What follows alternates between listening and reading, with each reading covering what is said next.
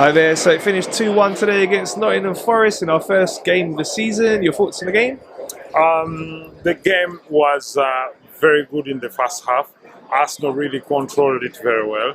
They didn't know how to leave it and bury the game in the second half early. We should have done that by pounding and pouncing so that we wouldn't give them chance to get back into the game. So I believe the coach has to work on that so that we defend more in their half than in our half, so that we do not create situations where we do not bury the game mainly after the halftime break. I know different games will offer different situations, but in the future we can only win. I know this is a win is a win, but the less we concede, the more we are sure of winning the title, because it's all about not conceding, keeping a clean sheet. We should avoid ceding to that goal.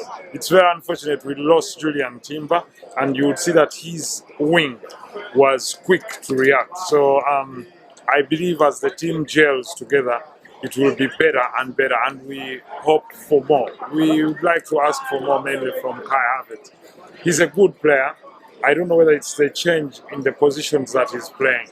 I would prefer him play up front, much up front, than playing in the middle, because in the middle there is always a mix-up between him and Rice, and the runs are not clear. They'll probably gel up in the future. So if we can play him as an offshoot of the three, a following 10 or the other person, so that Odegaard and Partey play in the middle plus Rice, because that triangle of them, the buffer of Rice and the other, but I could see the disruption was because we played a back three and we set Partey as the false number 2 so that he would drop in the middle. So it created confusion. We didn't know how Nottingham were up and how they were going to do it. So in the future, we hope for the best. Okay. Yeah, it was a very intense game, especially in the second half. I knew we were going to be caught in the counter-attack. I think that's something Arteta has to work on. But all in all, it was a very good game. But we've got great options now. We've got that squad depth with the new signings we made, so it was good to see. You're right, but my worry is the midfield. So if we get any injury in the midfield, who is the makeshift midfielder? That's my biggest worry. And the other striker, now we have one striker who is Eddie Nketiah. So if there is a breach in the strikers' lines, Jesus is not consistently in the squad. I would have thought someone like Ole Watkins from Aston Villa, strong, powerful lad, a fighter, and a proven goal scorer. One-on-one chances would have buried all of them. So those are the people. If you ask for my opinion, Watkins would have been the man. Watkins. I still dream about this guy in Aston Villa being in our side. Okay, but we do have Eddie. Who took his Yeah, goal today. but I'm trying to tell you, upcoming FA. You understand? Other than the FA, we have the Champions League. Yeah, FA Cup, Champions League, home games, then the League Cup. So you have 4. How are you gonna get the 4 strikers to play? So where are the options that you're talking about? It's like you're here for one trophy. So where are the options you're talking about that can drive you to every final, so that you can go and compete for 4? And if you fall short in the way, you at least come back with 3 trophies. And that's what I'm asking you. That is the only question I'm asking. Where is the depth in the midfield? You have 2. And now all of them are there. Partey is there, Rice is there. Who is the third makeshift midfielder? That's my simple question. Are you going to be playing Tomiyasu? Are you going to be playing Zinchenko? You understand? Jesus and Zinchenko are not consistently in the team. And that's what we are talking about. Or maybe you're trying to say you're going to shift Zinchenko into the midfield in the future. So those are 2 points where we need to hold strong. An extra midfielder who is competent, and an extra striker who is competent. And who do you need? A person like Ole Watkins. Yes, you've got Trossard. He comes on and off. Therefore, the switches, Trossard can come on and play for Martinelli. And how do we try? Because I remember the games Trossard played with Martinelli on the same pitch. Last season, we won all the 7 games in a row. And they have not tried that again. So I always prefer Trossard. in the center point here and Martinelli on the pitch, you've realized that when the two are not on the pitch, we lose steam because it's a wing working without a quick and functional striker. Why we came back against Man City, we made a double switch. The striker and the offshoot, the outer player. So if you realize, when Trossard played, he nearly scored, and he's okay.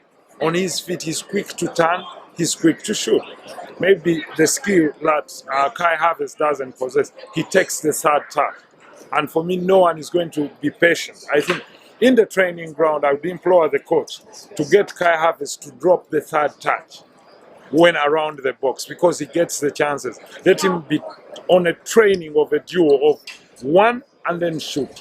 One and then shoot. As long as he continues to take the third touch, I don't see a goal coming off. Okay, today Saka with a second goal. Of course, Saka is always amazing. He's our threat going forward. He's the second creative player other than Odegaard. And you can see they play and gel together. Now, we are missing that other side of a second creative player who must gel. These two must gel. Therefore, Rice and Martinelli must build that gel. And now, the third centerpiece, who should be the scorer, the finisher, must not be moving. So, the piece in the middle that creates the back, that's where Havertz is playing. Havertz must stand there. For as long as he's playing in the middle, he looks confused. You can see he's always colliding. Yes, we need more height, we need more power, but he's always colliding with the people in the middle. Yeah, he's not acclimatized to the position. Okay, who would you give your man of the match to today? Saka, absolutely. Saka. Okay, so looking at the league title situation now, we saw Man City yesterday with a really good win against Burnley. They're looking strong. We know they're going to be strong. They just won the treble. It's a great team there. But what's your thoughts on the title race? What's your minimum expectations for us this season? Yeah, I mean, it's the team we must challenge. I mean, they are the defending champions, and we must consistently win all our games. We must not even focus on Manchester City and what it does, because that gets on you psychologically. What we have to do is take it easy, hold the ball, play the ball with purpose that every 10 minutes we must create an attack on the goal and create as many chances. If we can do it every 5 minutes and create a chance on goal, therefore in a quarter of 45 minutes, then you will have about 9 chances on their goal. And in the entire half, you will pick off 18. I mean, yes, 18. And for sure, if you pick off 18, you're so certain that you'll be scoring more than 2 to 3 goals. Because the level of wastage, and if the stats, I don't know whether you go through the stats, we have to be looking at the statistics. How many chances have we created on target? And I can tell you there are less than 6 chances on target. And now that's worry. For a team that wants to challenge for the league, you must create more than 15 chances on target. Doesn't matter where they go.